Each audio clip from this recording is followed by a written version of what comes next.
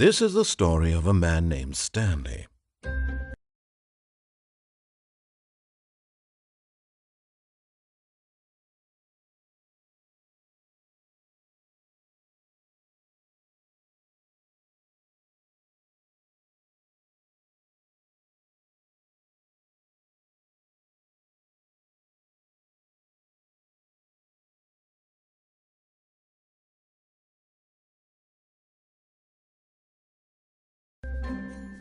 Stanley worked for a company in a big building where he was employee number 427. Employee number 427's job was simple. He sat at his desk in room 427 and he pushed buttons on a keyboard. Orders came to him through a monitor on his desk, telling him what buttons to push, how long to push them, and in what order. This is what employee 427 did every day of every month of every year. And although others might have considered it soul-rending, Stanley relished every moment that the orders came in, as though he had been made exactly for this job.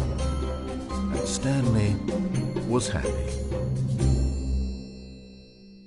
And then one day, something very peculiar happened. Something that would forever change Stanley. Something he would never quite forget. He had been at his desk for nearly an hour when he realized that not one single order had arrived on the monitor for him to follow. No one had showed up to give him instructions, call a meeting, or even say hi. Never in all his years at the company had this happened, this complete isolation. Something was very clearly wrong. Shocked, frozen solid, Stanley found himself unable to move for the longest time. But as he came to his wits and regained his senses, he got up from his desk and stepped out of his office.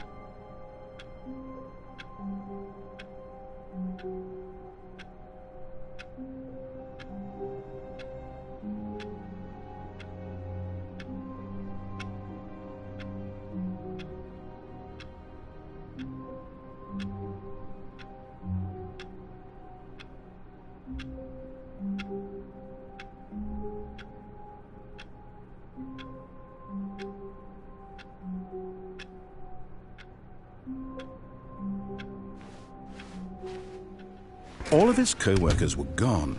What could it mean? Stanley decided to go to the meeting room. Perhaps he had simply missed a memo. No matter how hard Stanley looked, he couldn't find a trace of his co-workers.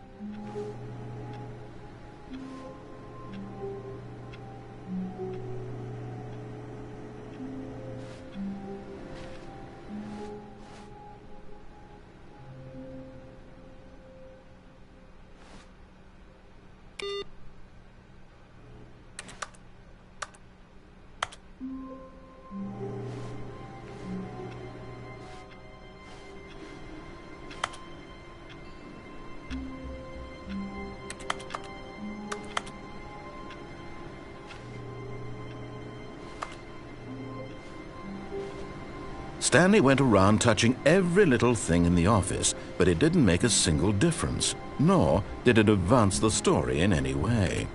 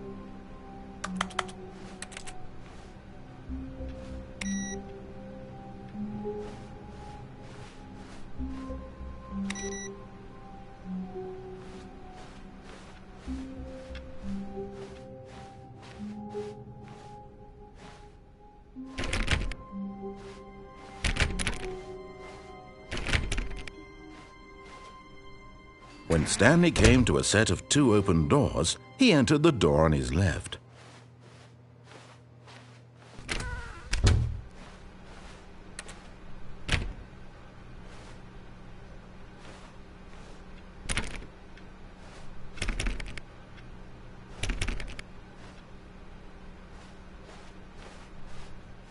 Yet there was not a single person here either. Feeling a wave of disbelief, Stanley decided to go up to his boss's office, hoping he might find an answer there.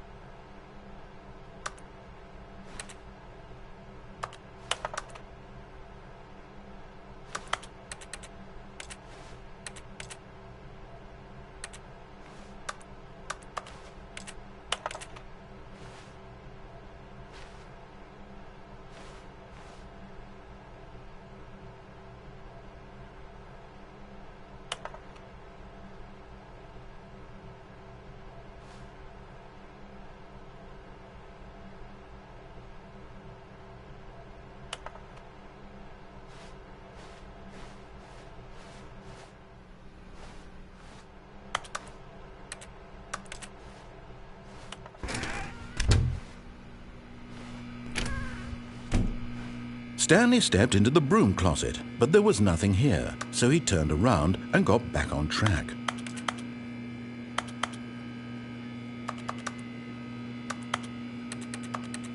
There was nothing here, no choice to make, no path to follow, just an empty broom closet. No reason to still be here.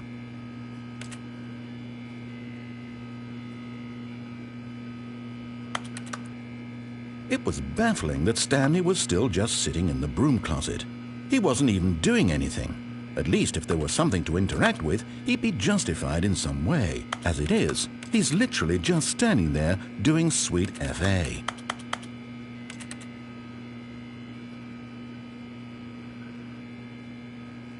Are you really still in the broom closet?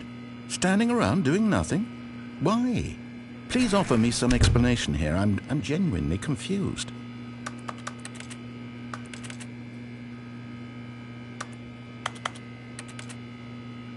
You do realize there's no choice or anything in here, right? If I'd said Stanley walked past the broom closet, at least you would have had a reason for exploring it to find out. But it didn't even occur to me because literally this closet is of absolutely no significance to the story whatsoever. I never would have thought to mention it.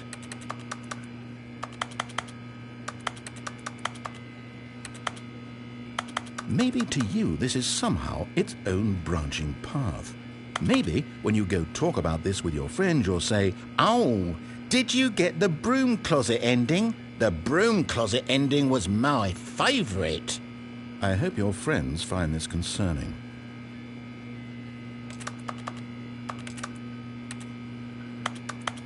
Stanley was fat and ugly and really stupid. He probably only got the job because of a family connection. That's how stupid he is. That or with drug money. Also, Stanley is addicted to drugs and hookers.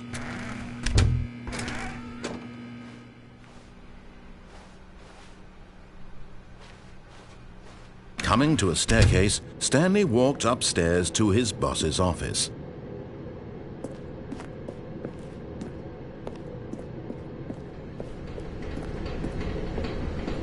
But Stanley just couldn't do it. He considered the possibility of facing his boss, admitting he had left his post during work hours. He might be fired for that. And in such a competitive economy, why had he taken that risk? All because he believed everyone had vanished?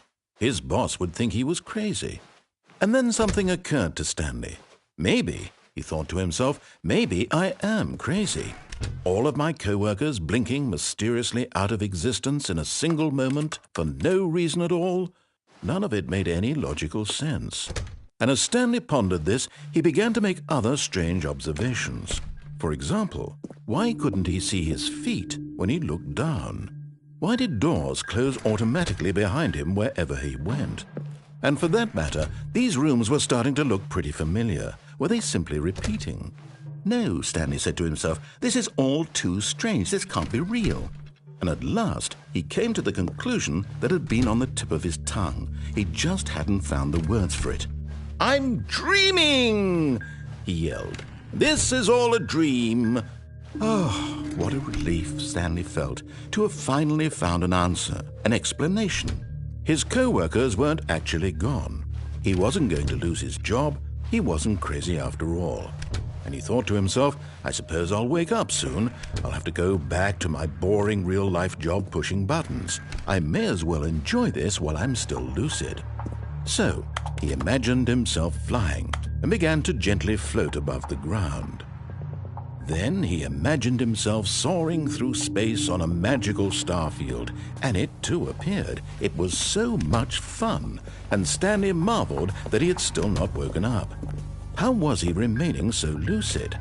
And then perhaps the strangest question of them all entered Stanley's head. One he was amazed he hadn't asked himself sooner. Why is there a voice in my head dictating everything that I'm doing and thinking? Now the voice was describing itself being considered by Stanley, who found it particularly strange. I'm dreaming about a voice describing me, thinking about how it's describing my thoughts, he thought. And while he thought it all very odd and wondered if this voice spoke to all people in their dreams, the truth was that, of course, this was not a dream. How could it be? Was Stanley simply deceiving himself, believing that if he's asleep, he doesn't have to take responsibility for himself? Stanley is as awake right now as he's ever been in his life. Now, hearing the voice speak these words was quite a shock to Stanley. After all, he knew for certain, beyond a doubt, that this was in fact a dream. Did the voice not see him float and make the magical stars just a moment ago? How else would the voice explain all that? This voice was a part of himself too. Surely, if he could just... He would prove it. He would prove that he was in control, that this was a dream. So he closed his eyes gently, and he invited himself to wake up. He felt the cool weight of the blanket on his skin, the press of the mattress on his back, the fresh air of a world outside this one. Let me wake up, he thought to himself. I'm through with this dream. I wish it to be over. Let me go back to my job. Let me continue pushing the buttons. Please, it's all I want. I want my apartment, and my wife, and my job. All I want is my life exactly the way it's always been. My life is normal. I am normal. Everything will be fine. I am okay.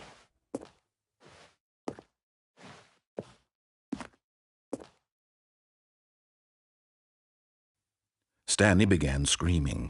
Please, someone, wake me up. My name is Stanley. I have a boss. I have an office. I am real. Please, just someone tell me I am real. I must be real. I must be. Can anyone hear my voice? Who am I? Who am I? And everything went black.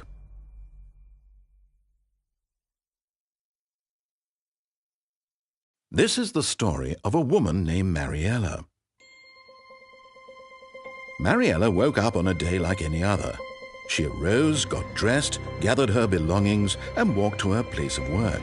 But on this particular day, her walk was interrupted by the body of a man who had stumbled through town talking and screaming to himself, and then collapsed dead on the sidewalk. And although she would soon turn to go call for an ambulance, for just a few brief moments she considered the strange man. He was obviously crazy, this much she knew. Everyone knows what crazy people look like. And in that moment, she thought to herself how lucky she was to be normal. I am sane. I am in control of my mind. I know what is real and what isn't. It was comforting to think this, and in a certain way, seeing this man made her feel better. But then she remembered the meeting she had scheduled for that day. The very important people whose impressions of her would affect her career, and by extension, the rest of her life. She had no time for this, so it was only a moment that she stood there, staring down at the body. And then she turned and ran.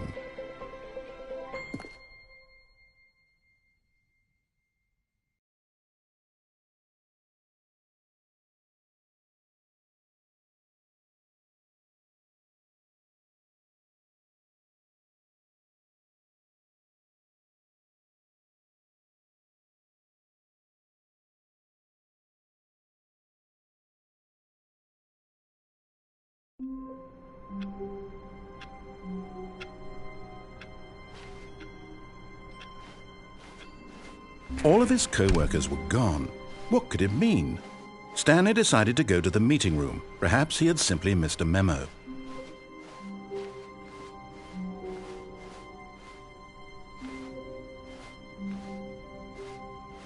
When Stanley came to a set of 2 open doors, this was not the correct way to the meeting room, and Stanley knew it perfectly well. Perhaps he wanted to stop by the employee lounge first, just to admire it. Ah, yes, truly a room worth admiring. It had really been worth the detour after all, just to spend a few moments here in this immaculate, beautifully constructed room. Stanley simply stood here, drinking it all in.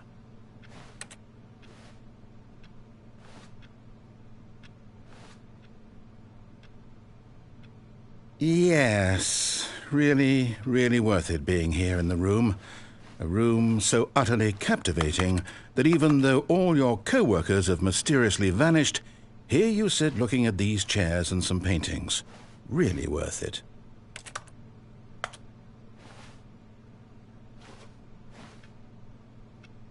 At this point, Stanley's obsession with this room bordered on creepy and reflected poorly on his overall personality.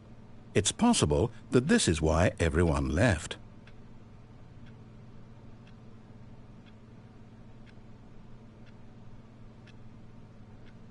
Stanley sat around waiting for more dialogue, but when a long time had passed and there was no more, he decided that the game was trying to send him a message.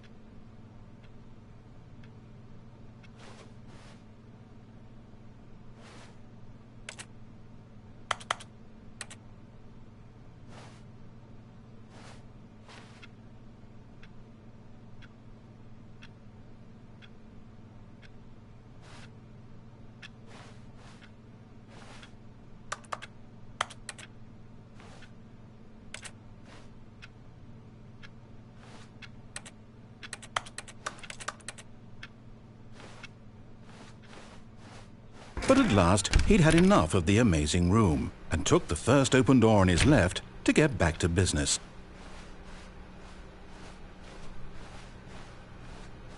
Stanley was so bad at following directions, it's incredible he wasn't fired years ago.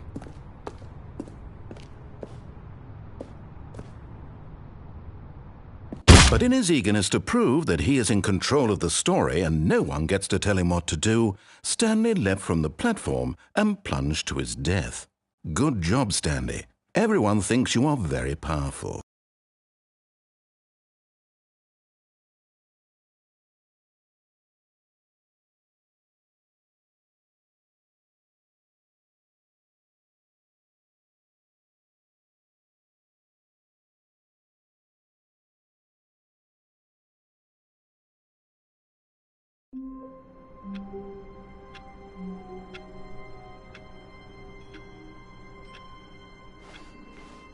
All of his co-workers were gone. What could it mean?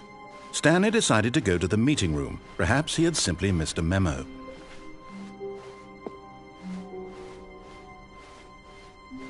When Stanley came to a set of 2 open doors, this was not the correct way to the meeting room, and Stanley knew it perfectly well. Perhaps he wanted to stop by the employee lounge first, just to admire it. Wow, yes, this room. But eager to get back to business, Stanley took the first open door on his left. And so he detoured through the maintenance section, walked straight ahead to the opposite door, and got back on track.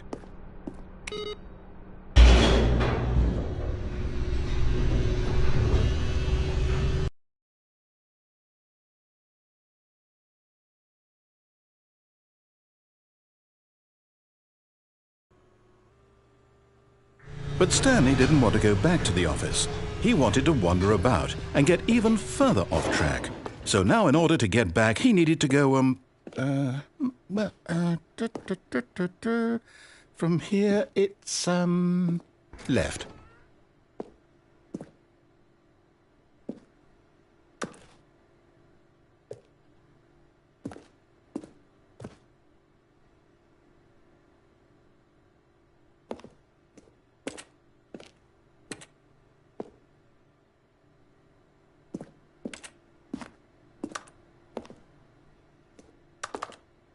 Oh, no, it's to the right, my mistake. No, not the right. Why would I have ever said it was to the right? What was I thinking? It's clearly... Oh dear, would you hold on for a minute, please? Now, let's see, we went down right, left, down, left, right. Yep, okay, yes. I've got it now. This story is absolutely, definitely this way.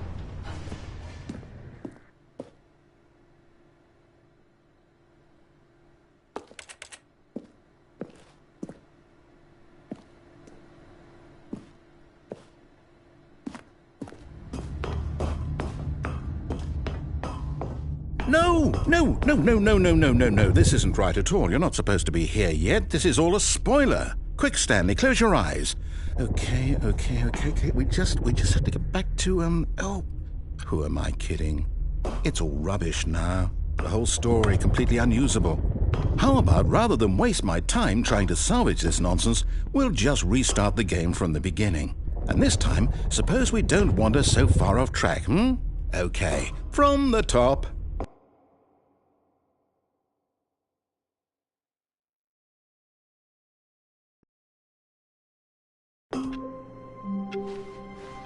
All of his co-workers were gone. What could it mean? Stanley decided to go to the meeting room. Perhaps he had simply missed a memo.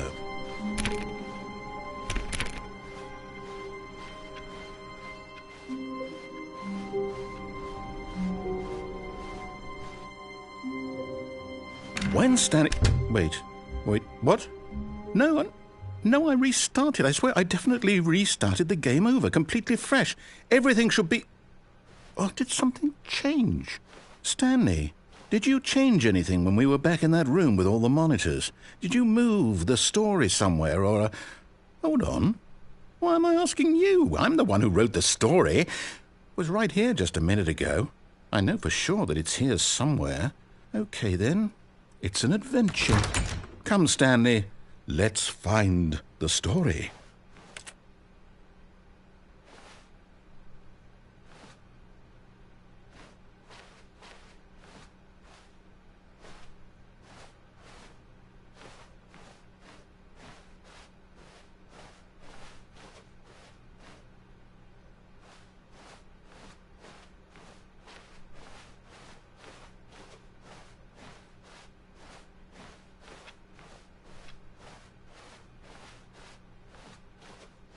I'll say it. This is the worst adventure I've ever been. I can promise you there definitely was a story here before. Do we need to restart the game again? Well, I find it unlikely that we'll ever progress by starting over and over again, but it's got to be better than this. Okay, let's give it a shot. Why not?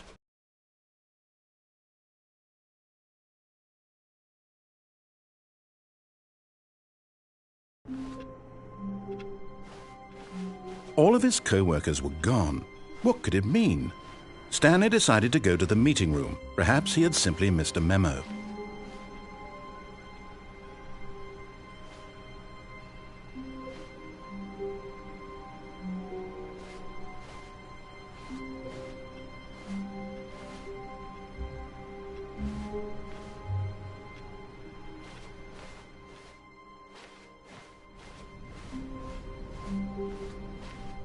Okay, yep, it's worse. I might be remembering this wrong. It's possible the story is back where we just came from. Why don't we go back the other direction and see if we missed anything?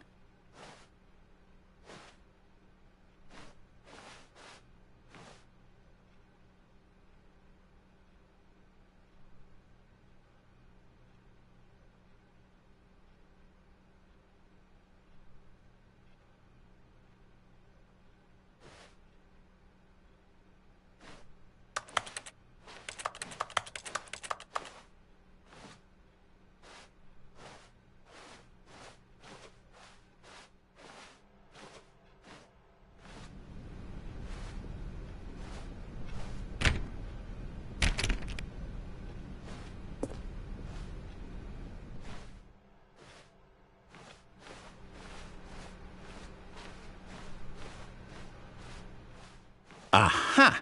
I knew we'd miss something. The story. Here it comes. No, wait, never mind. Not the story. Okay, let's head back the other way and retrace our steps. Now this... Well, I'll be honest, I don't recognize this place at all. Is this the story? I don't think so. I can't quite recall, but I believe my story took place in an office building. Is that correct? Do you remember, Stanley? Well, do you know what?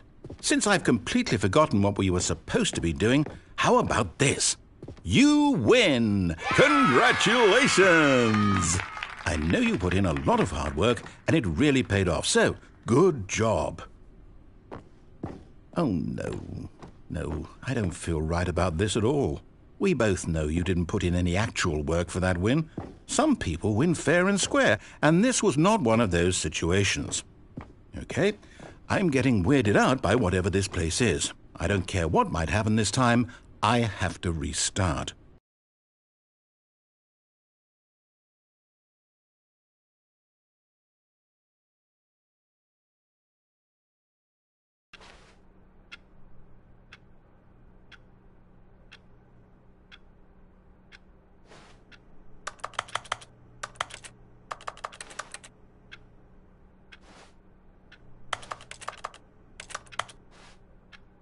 All right, I've got a solution. This time, to make sure we don't get lost, I've employed the help of the Stanley Parable Adventure Line. Just follow the line. How simple is that?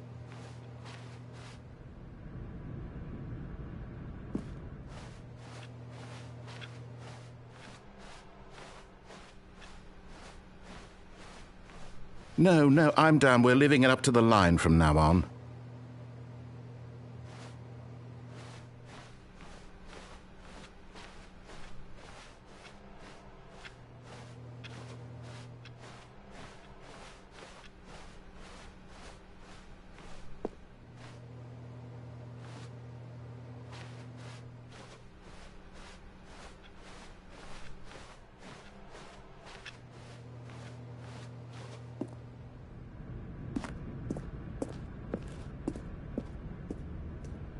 You see?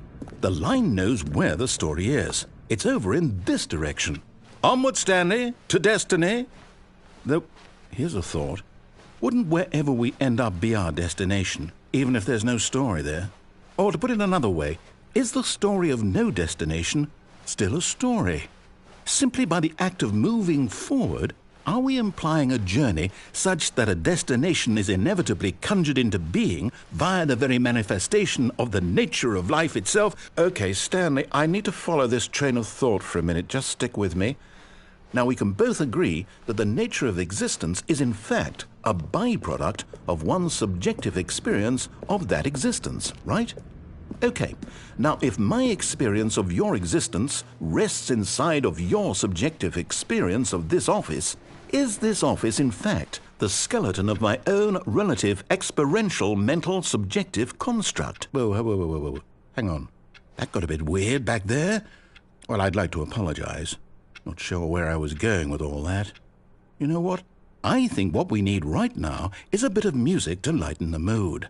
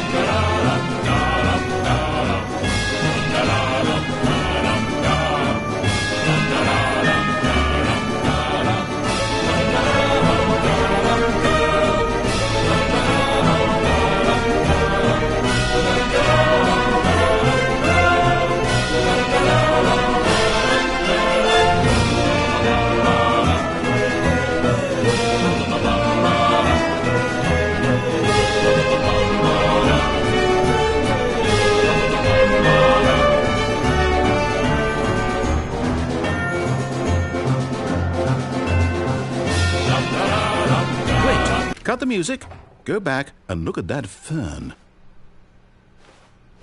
Stanley, this fern will be very important later in the story. Make sure you study it closely and remember it carefully. You won't want to miss anything. Wait, what? We're back at the office? No. Line, you do know we're looking for the Stanley Parable, right? The story? Is any of this ringing a bell?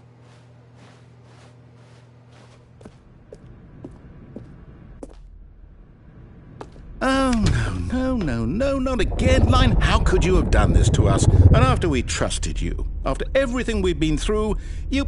Oh, I can't take this anymore. To hell with it. Restart.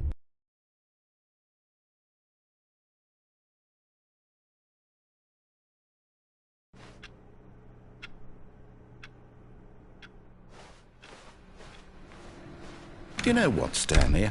I say forget the adventure line. What's it ever done for us? We're intelligent people, right? Why can't we make up our own story? Something exciting, daring, mysterious. Ooh, this all sounds perfectly doable. Why don't we simply start wandering in, well, I don't know. How about this direction?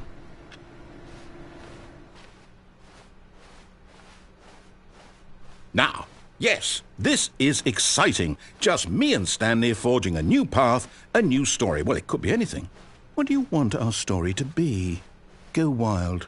Use your imagination. Whatever it might be, Stanley, I'm ready for it.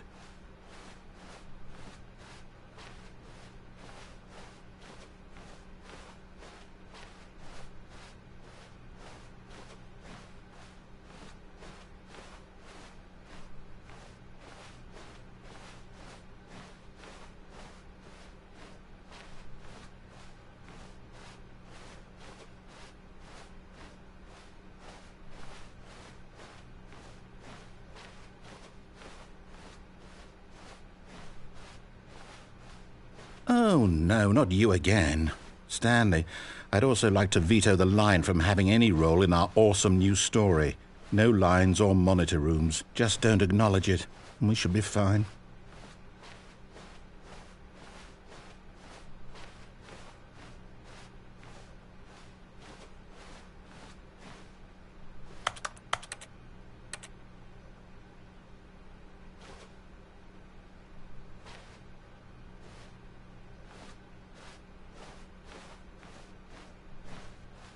Ah, a choice. We get to make a decision. From here, the story is in our control. How important we mustn't squander the opportunity. In fact, I believe I need a minute to think here. Just walk in circles for a minute. Okay, so I know that each door has to lead somewhere, which means that somewhere, the place where we're trying to go, there must be a reverse door that leads here. And that in turn means that our destination corresponds with the counter-inverted reverse door's origin. So starting from the right, let us ask, will taking the right door lead us to where we're going? And since the answer is clearly yes, then by all accounts, the door on the right is the correct one. Another victory for logic. Come, Stanley, our destiny awaits.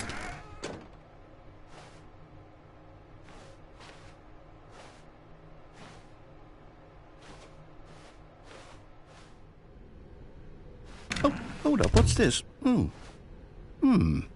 The confusion ending. You're telling me that's what this is? It's all one giant ending? And we're supposed to restart the game, what, eight times? That's really how all this goes? It's all determined? So now, according to the schedule, I restart again. Then what? Am I just supposed to forget? Well, what if I don't want to forget? My mind goes blank simply because it's written here on this thing, wall. Well, who consulted me? Why don't I get to decide? Why don't I get a say in all of this? Is it really...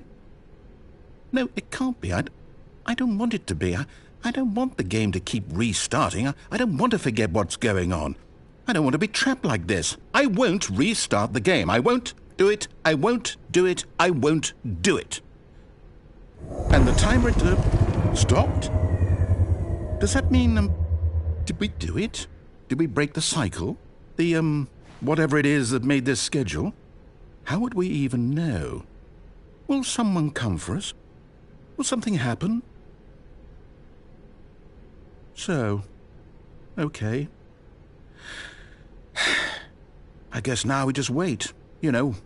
I suppose in some way that this is a kind of story, wouldn't you agree? I'm not quite sure if we're in the destination or the journey, though they're always saying that life is about the journey and not the destination, so I hope that's where we are right now. We'll find out, won't we? Eventually.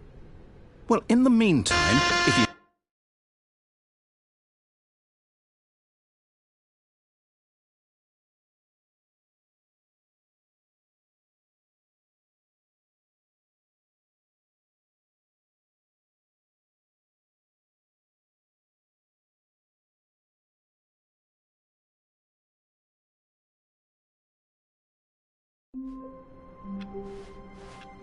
All of his co-workers were gone. What could it mean? Stanley decided to go to the meeting room. Perhaps he had simply missed a memo.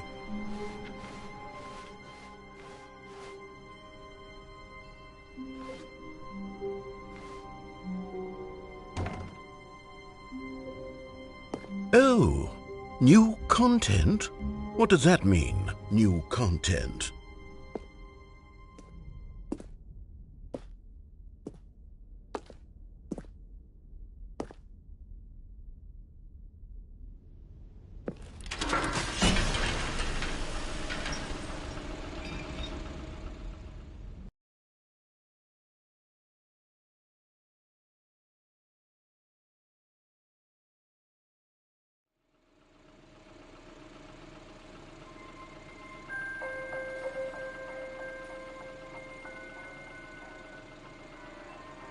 Hello, and thank you for playing the Stanley Parable Ultra Deluxe.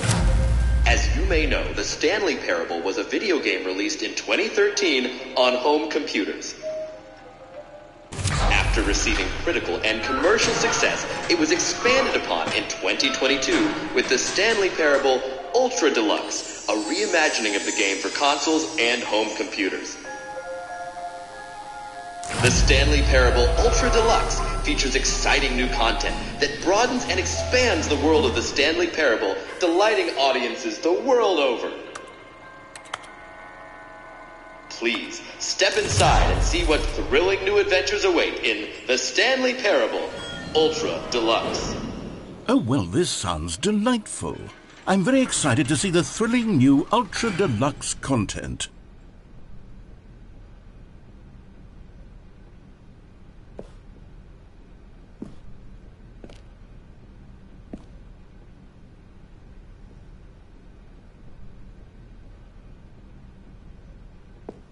Okay, so far it's an elevator. Nothing special yet, but I'm sure it's just the beginning of a mesmerizing adventure.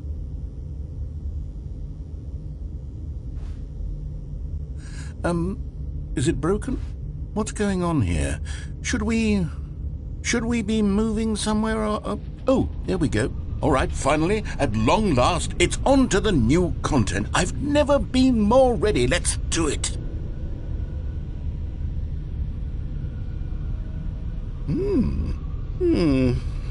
I have to say, initial impressions of Stanley Parable Ultra Deluxe, mostly tedious.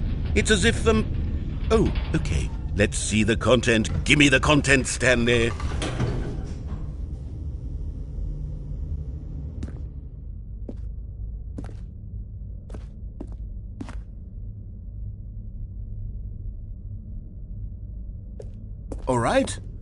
All right, let's see. It's the jump circle.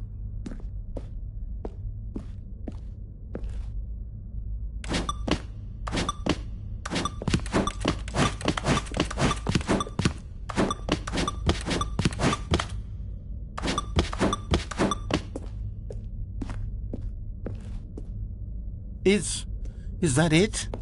Surely that's not all the new content. There has to be something else, right?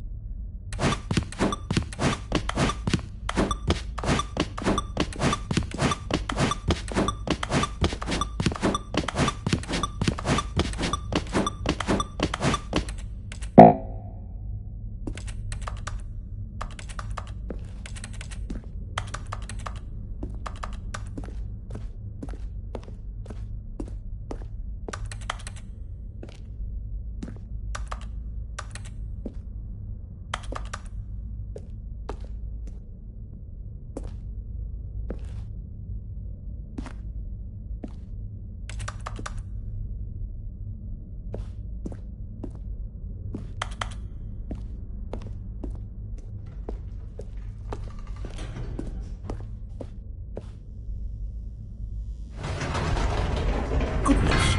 Another elevator. Stanley, I have to say, initial impressions of this game are not positive. It's just elevators and jumping.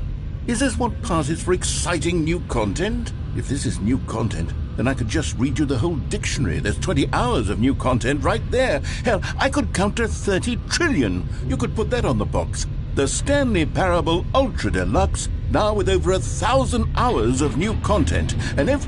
Oh, wait. There's more. Very good. Yes. I knew there had to be something else. Let's see it. I'm ready for whatever it is.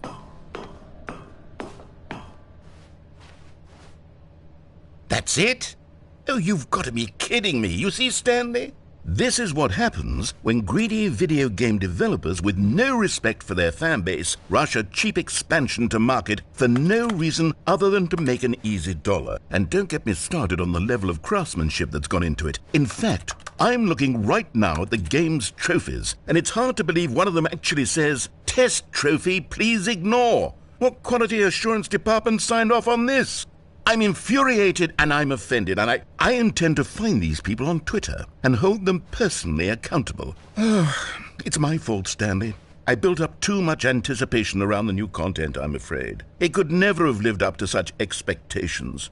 If you're still with me, why don't we just reset the game, and we'll try to get back to what the Stanley Parable is really about. No frills, no gimmicks. Just you and me having a great time together like always. What do you say, friend?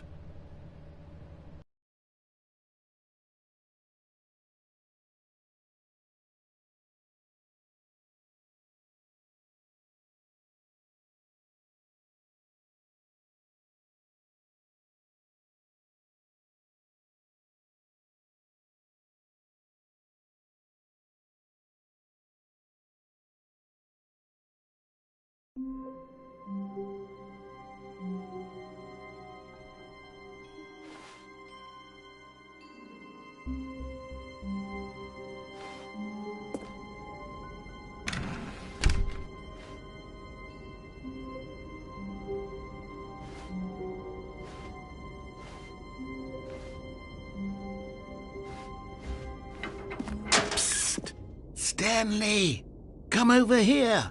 In the vent. I want to show you something. Oh, you don't want to see the cool surprise I made for you? Well, fine. You're a dork anyway, so who cares? Oh, never mind. You're not a dork.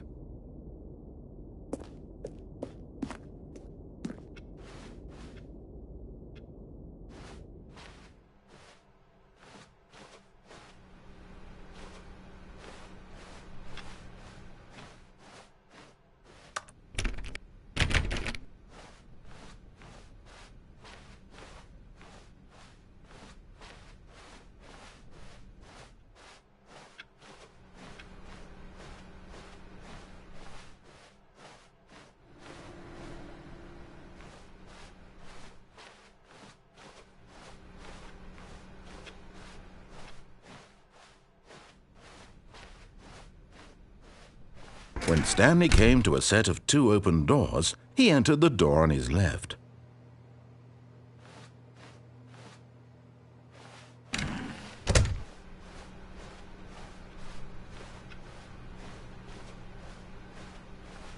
Yet there was not a single person here either. Feeling a wave of disbelief, Stanley decided to go up to his boss. Coming to a staircase, Stanley walked upstairs to his boss's office.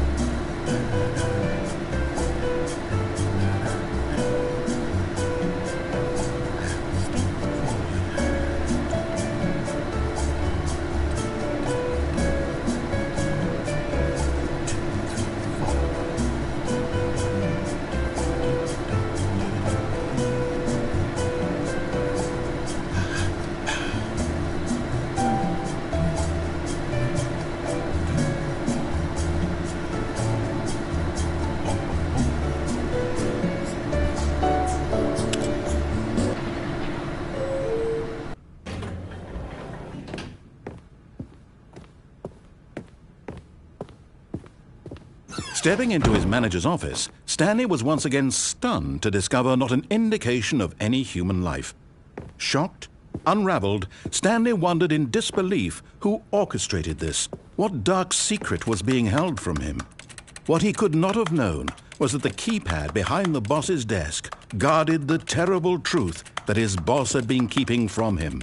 And so the boss had assigned it an extra secret PIN number, 2845. But of course, Stanley couldn't possibly have known this.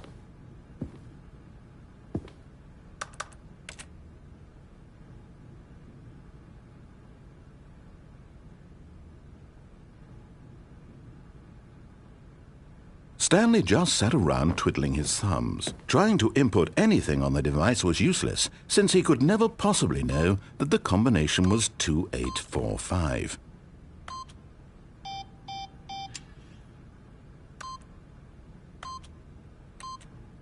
"2845.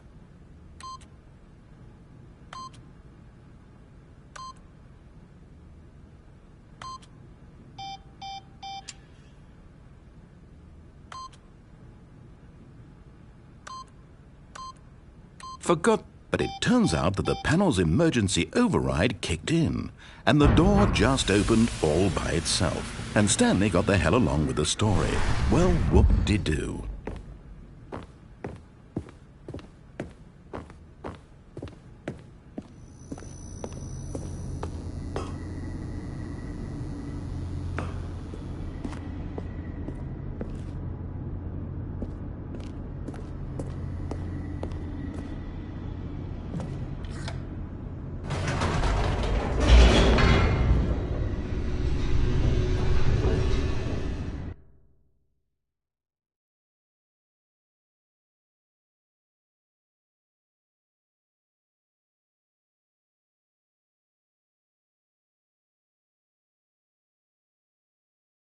Descending deeper into the building, Stanley realized he felt a bit peculiar.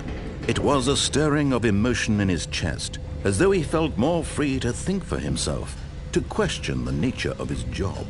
Why did he feel this now, when for years it had never occurred to him? This question would not go unanswered for long.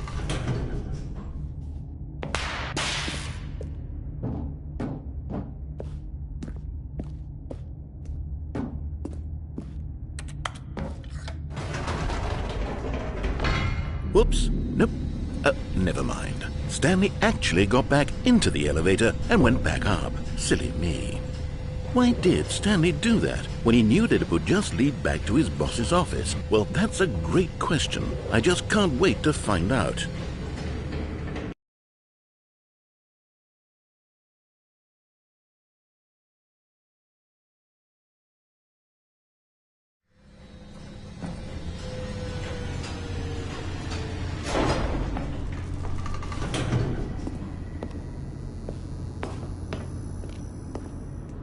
Here we are, Stanley. It's your boss's office. Exactly the way it was before you got onto the elevator.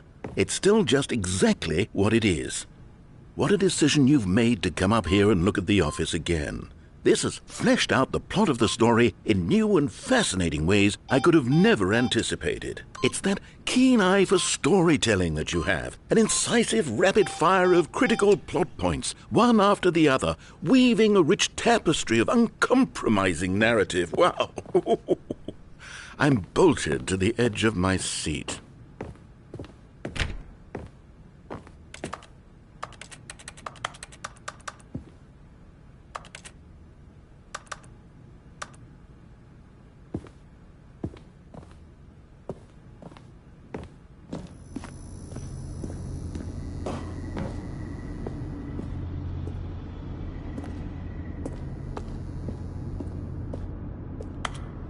Incredible.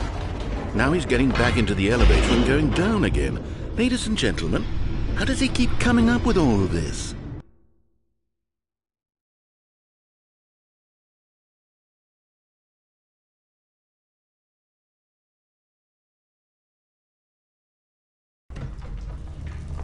Surely this time Stanley will walk forward into the spooky corridor, won't he?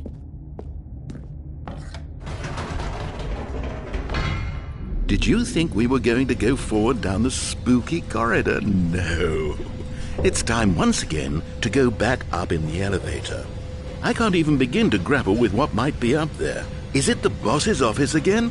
Or what if it's the boss's office this time? The suspense is killing me.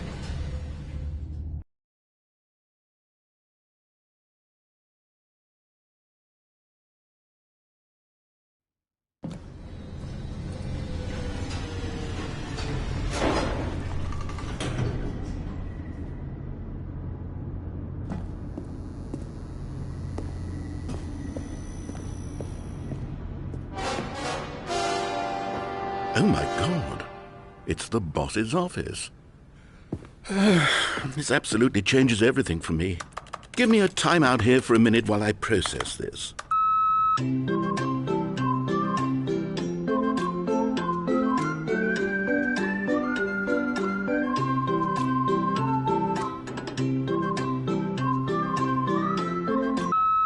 Okay, I'm ready. I'm prepared to embrace this stunning revelation and to move forward with... No, wait. No, I need more time to process.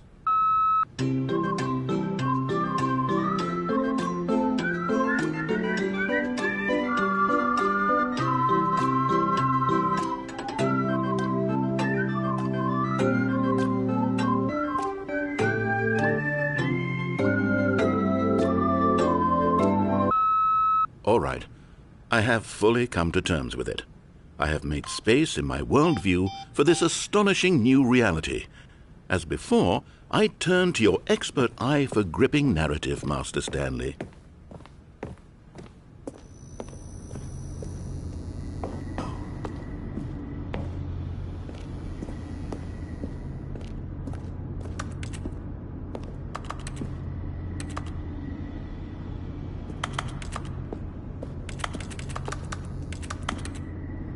Of course. Going back down in the elevator. How did I not anticipate it? I mean, sure, now it's obvious, but you have to understand that 30 seconds ago, this kind of thing had never been attempted before. I had no frame of reference to even anticipate it. That's just how revelatory Stanley's decision-making is. A breath of fresh air in a landscape of storytelling that has grown stale and repetitive.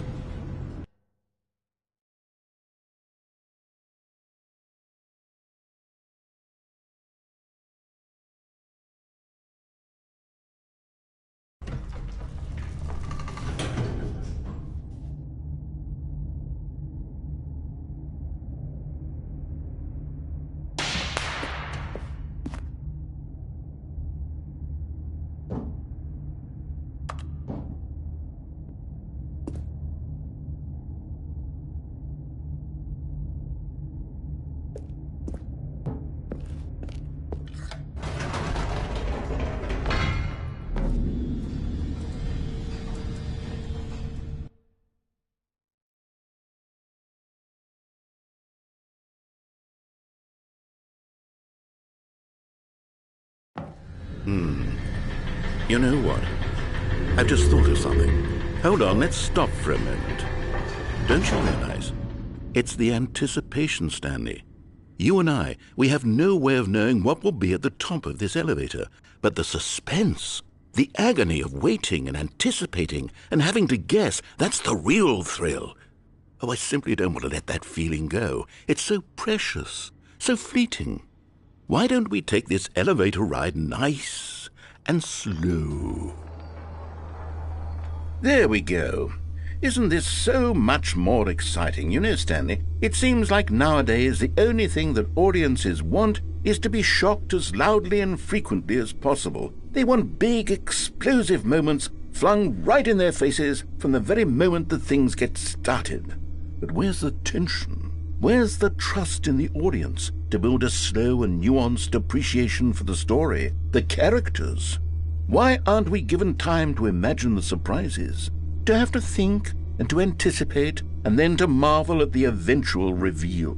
This is storytelling, Stanley. What you and I are doing right now. This is the most exciting narrative to be developed in years, and it's really all because of you. You're the one who took this bold step of revisiting the exact same locations over and over. Truly, I mean it. This is unique and different. It's not like anything else out there. You see, I want stories that surprise me, Stanley. I want to have to think.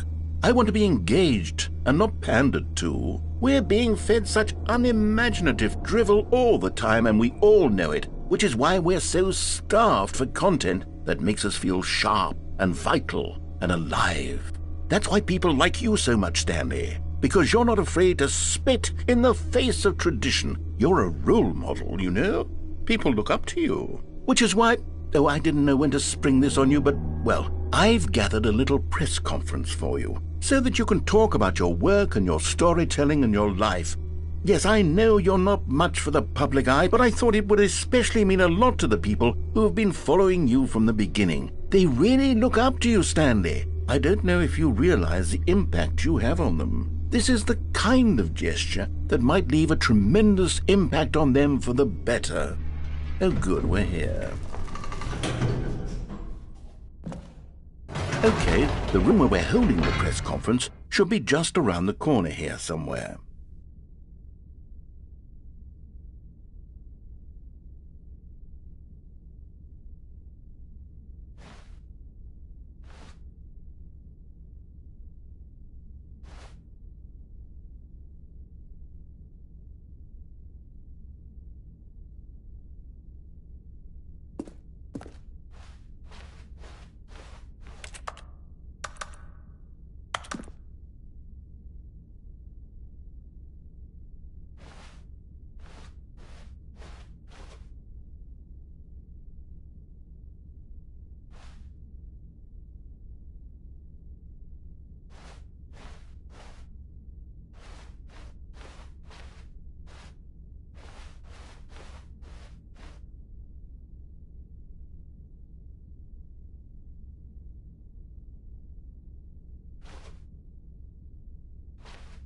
Ah, yes, here it is, just through this door.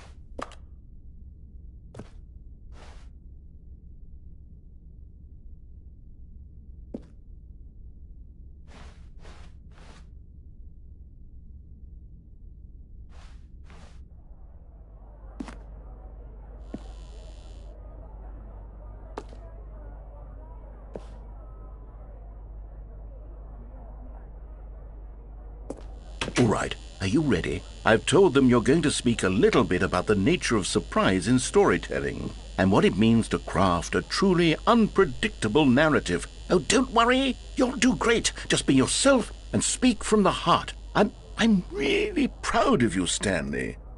Okay, it looks like they're ready for you. Go get 'em.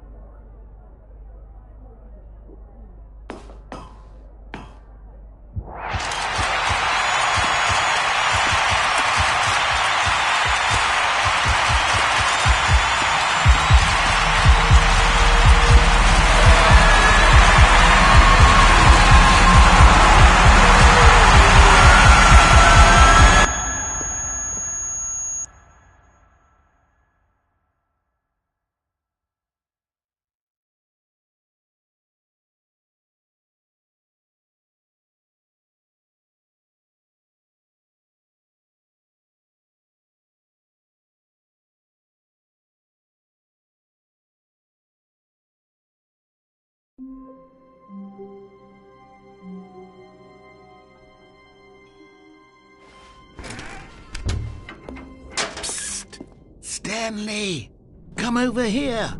In the vent. I want to show you something.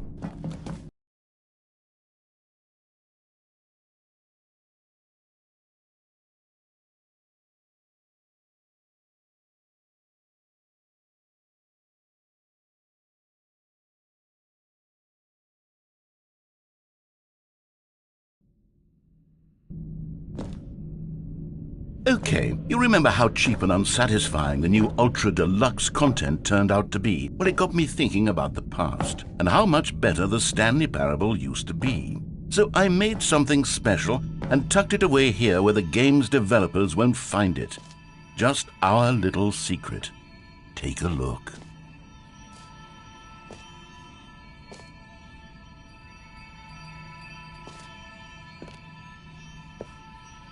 I call it the Memory Zone. It's where I've been storing all my favorite memories so I can relive the peak experiences of my life whenever I want. Experiences like the launch of the Stanley Parable on PC.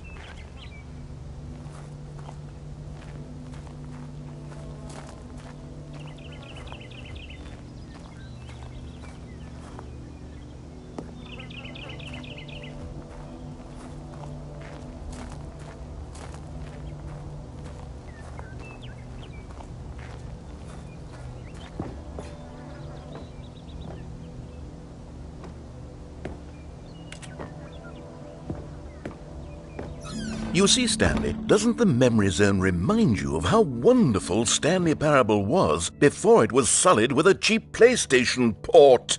Remember back in October of 2013, when the game originally launched?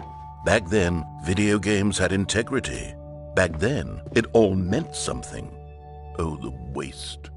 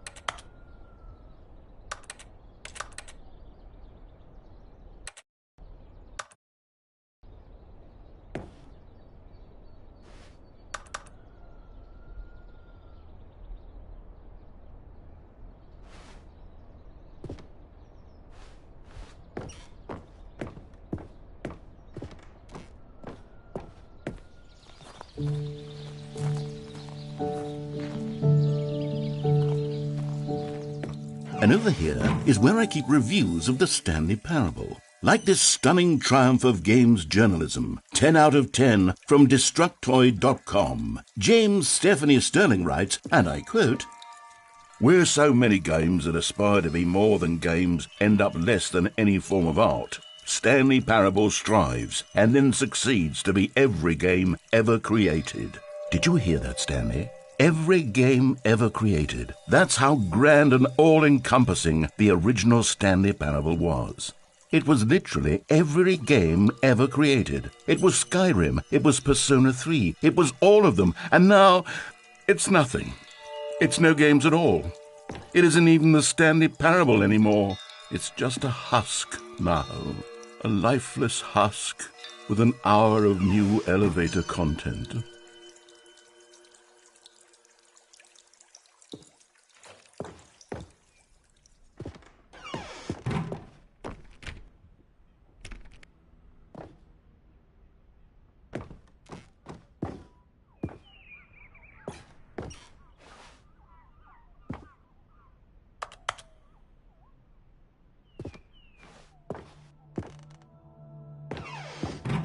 Here's another moving passage, this time from GameSpot.com. The Stanley Parable is both a richly stimulating commentary on the nature of choice in games and one that offers some of the most enjoyable, surprising, and rewarding choices I've ever been confronted with in a game. 9 out of 10. Don't you get it, Stanley? The game was perfect. It didn't need anything else. It didn't need new content. All they had to do was transport it in pristine condition along to the PlayStation, boom, done. And they couldn't even do that. Couldn't resist the urge to go meddling with a beloved franchise.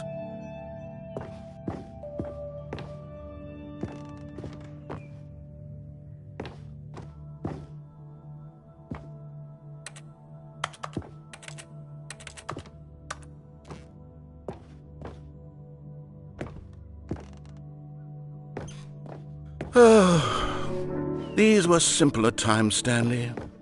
But I wouldn't give to go back, to have it all over again. Wait, hang on. I don't recall this part of the memory zone before. What's this? What's down here?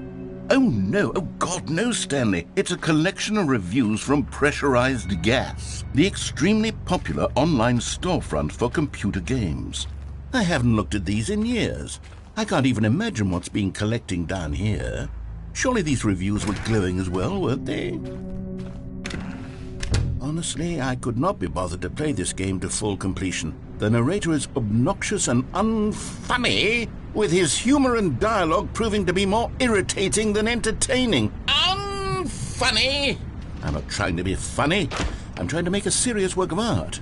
I suppose I could write up a handful of gags to insert into the Stanley Parable, but the game is already such a densely layered web of profound philosophical insights that I can't even imagine where I'd have the room to stick them.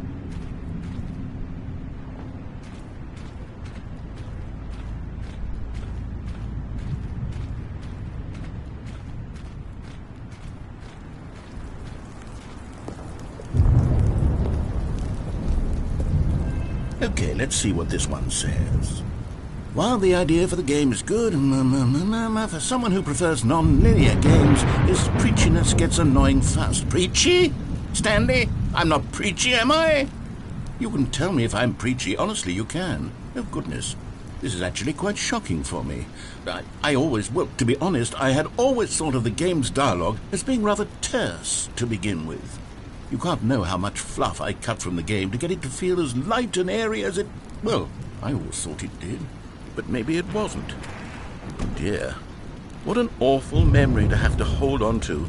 These black marks on my otherwise unimpeachable track record. I feel like a failure, like I let these people down. Perhaps the Stanley Parable isn't quite as sterling as I always remembered.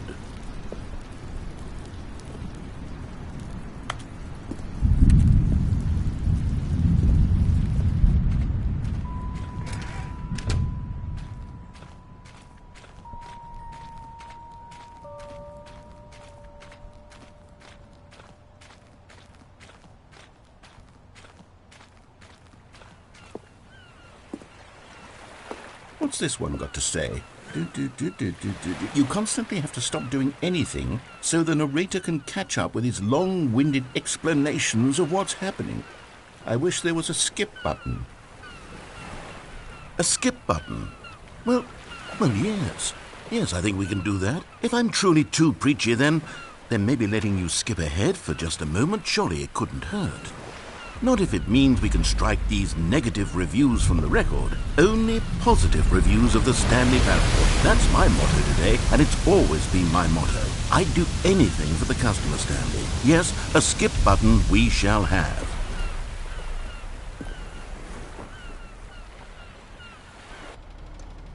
And here it is. Go ahead and give it a shot. I'll pop you forward in time so that the... Oh, you're back, you see. You were only frozen in time for a few minutes, but it was plenty of time for me to deliver a long, rambling monologue full of... Well, there's sport. You really did catch me rambling on a bit, didn't you? But that's the power of the button.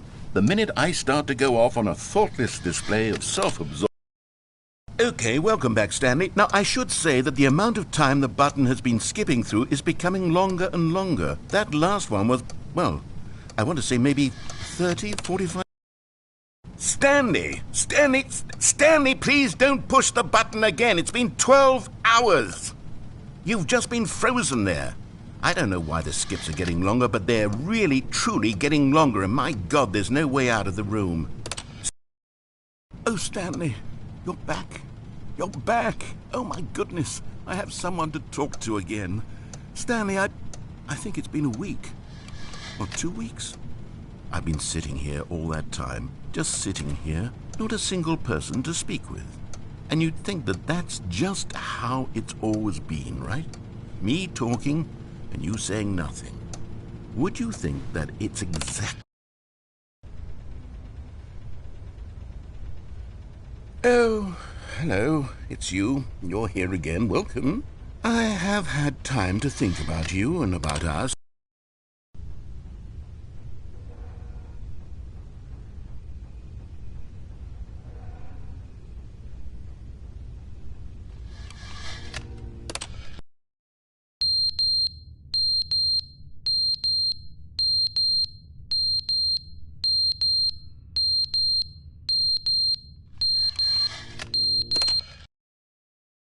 But they didn't understand the game was never meant to be funny. It was meant to have a point. It was meant to speak to the human condition. But where are the jokes? Where are the jokes? They bemoaned, they screamed, they gnashed their teeth and said,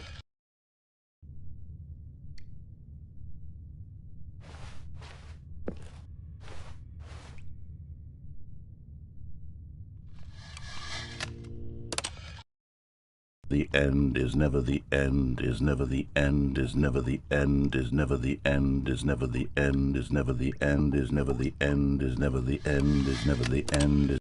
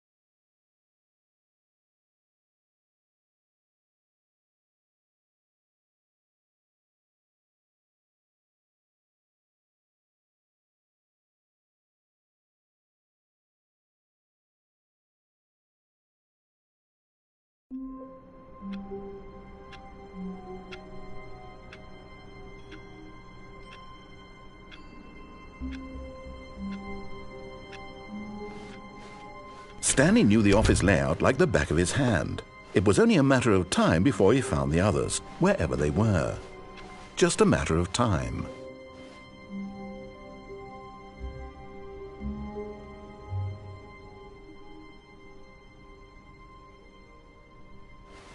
Oh, good. You noticed my sign. Yes, I have something very exciting to show you.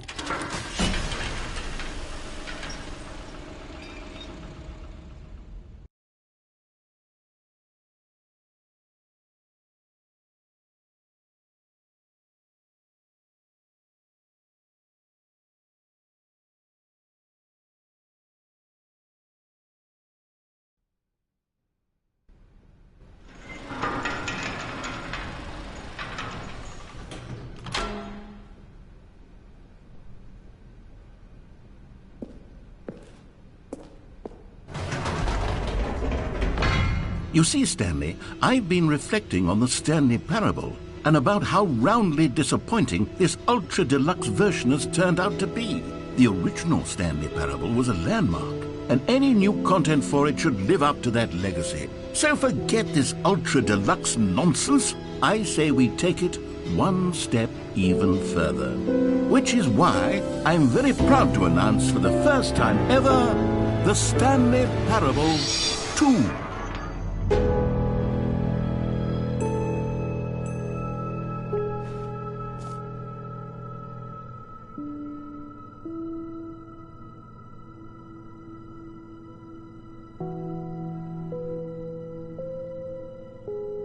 Yes, you see, isn't this far superior to a measly port with a few minor additions? Think of all the new territory we'll cover with a fully fledged sequel. An entirely new experience, built from the ground up.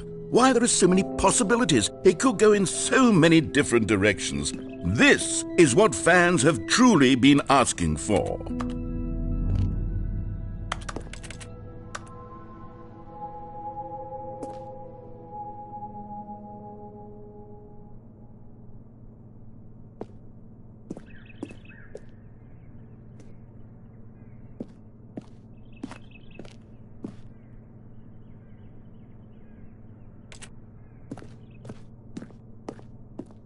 Calling it the Stanley Parable 2 is just so much catchier than Ultra Deluxe, don't you think? Ultra Deluxe? What does it even mean? But the Stanley Parable 2, now that's an artistic statement right there.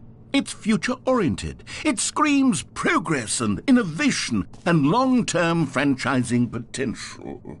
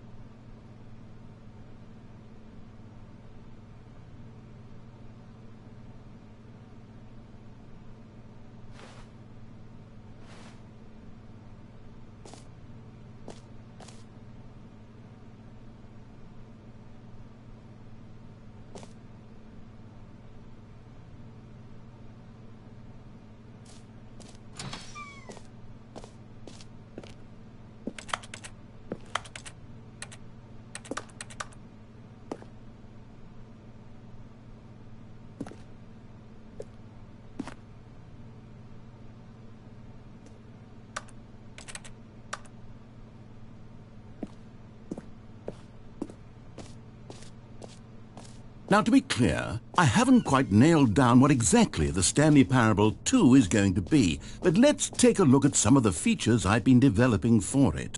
I figure that if I can loosely organize a handful of interesting concepts, that surely the game will sort of naturally spring up around them. It'll all work itself out. Game development is much more of a fuzzy magic than anything scientific or logical, really.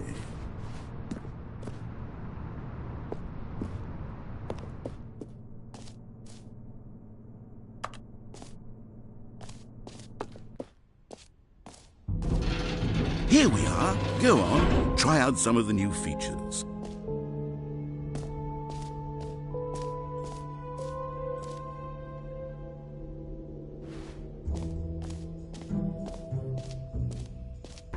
For the Stanley Parable 2, I asked myself, what do players really want? And of course, the first and most obvious answer is that they want to be individually recognized and validated as people. So with that in mind, my first addition to the game is this button which speaks the name of the person playing the game. Isn't that wonderful? Jim. Sorry, I should have clarified. Right now, the button only says the name Jim. But of course, in the final game, this button will say your name, whatever name that is. Here, let's have you role-play as Jim to really simulate the full experience of this feature. Just play along. I promise you'll love it. Okay, here we go. Let's take a deep breath, clear your mind, forget whoever you are, and simply become a person named Jim. Jim. Whoa, hold on. I wasn't finished setting up the backstory. If you don't properly roleplay as Jim, then you'll never understand the impact of this button. Otherwise, it's just a stupid button that says somebody else's name. Okay, we're doing it again, and this time let me finish first. Now, allow yourself to become Jim. Imagine yourself driving to work as Jim, playing frisbee on the weekends as Jim, staying up all night for a popcorn and horror movie sleeper. Jim. All right, fine, whatever. It's just a meaningless button that says Jim. Are you happy now? Get out of here. I'm done with this button. Why don't you go humiliate me in front of a different feature that I worked very hard on?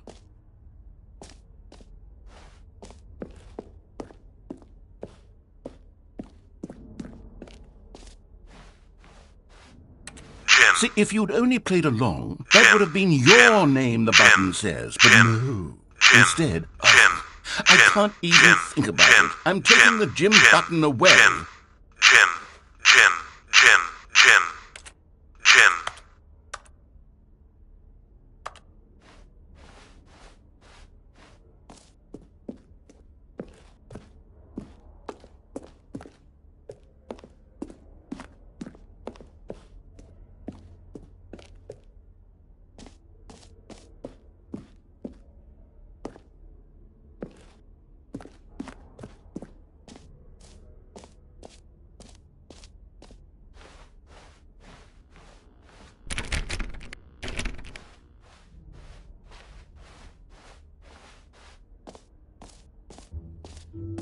Maybe I'll only let people named Jim play the Stanley Parable too. They would appreciate what I've created here.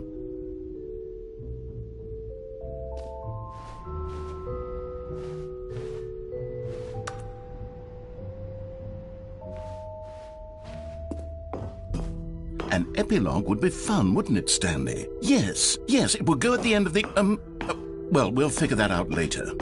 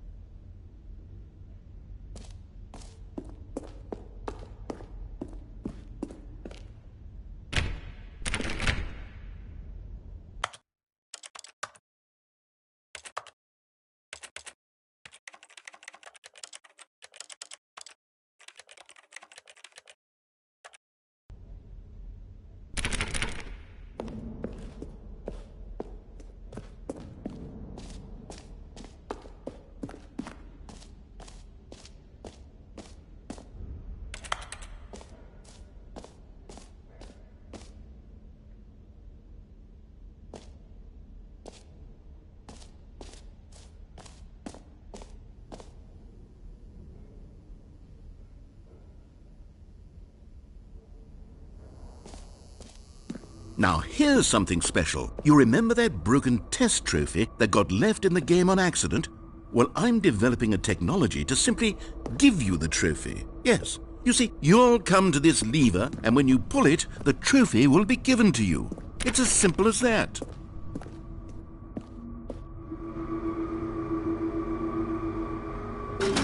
Okay, perhaps I should have clarified. This is technology that will exist.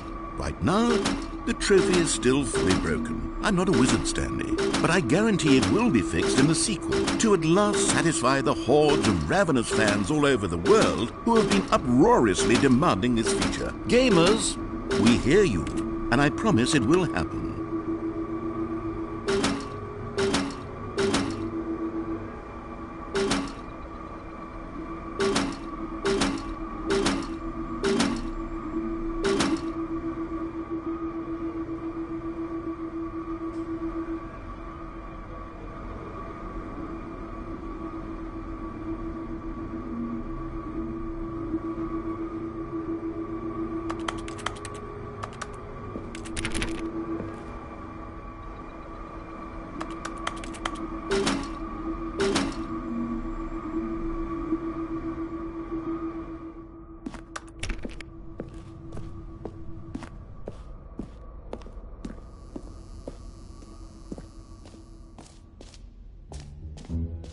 What else? What other exhibits haven't we seen yet?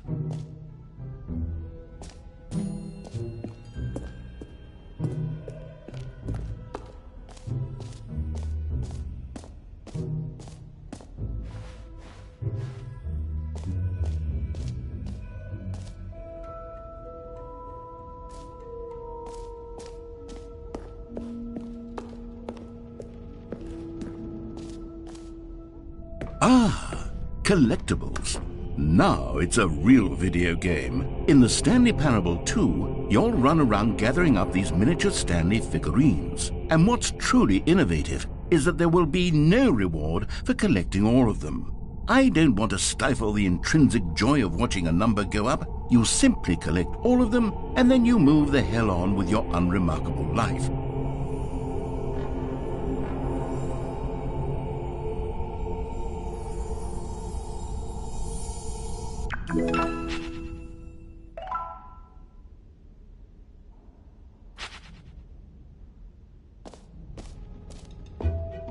God, it really is the worst when you collect everything in a video game and then they give you a big fancy reward for it. Absolutely tragic.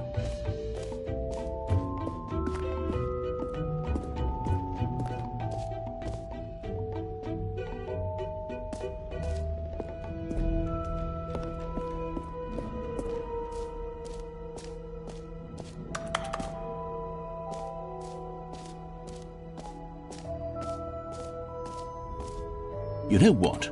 Let's bring the jump circle back for Stanley Parable 2 as well. It's a... Oh, wait. You already spent all your jumps the first time we saw the jump circle? Oh, well. I suppose it can just be a nice decorative piece, then.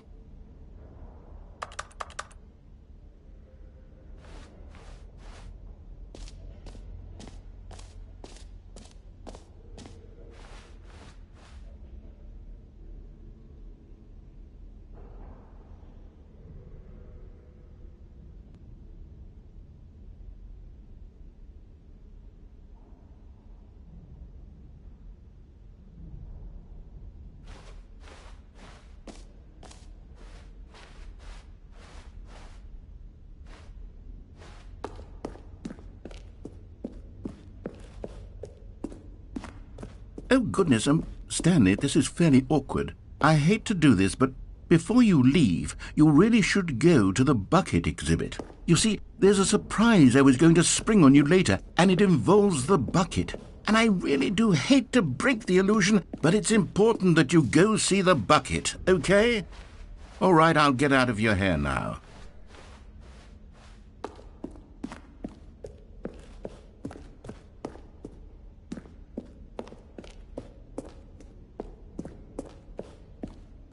No? You're just going to ignore my advice? Fine. No fun new content for you, then. You're the one who spent money on this game. So, Stanley, what do you think?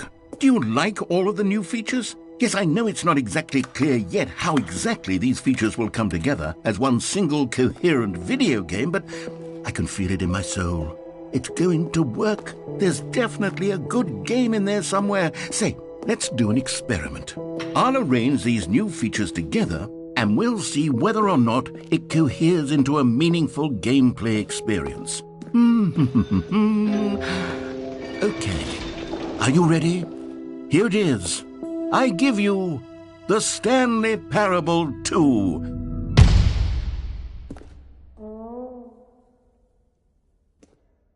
I mean, there's potential here, right? It's sort of... Okay, never mind. Hold on. Let me do a different arrangement. Okay, yes, this is much better. I feel good about this. Here we go. Version 2. Who am I kidding, Stanley? This isn't a coherent video game at all. It's a lot of gags. And I do very much enjoy creating gags, but they don't add up to anything.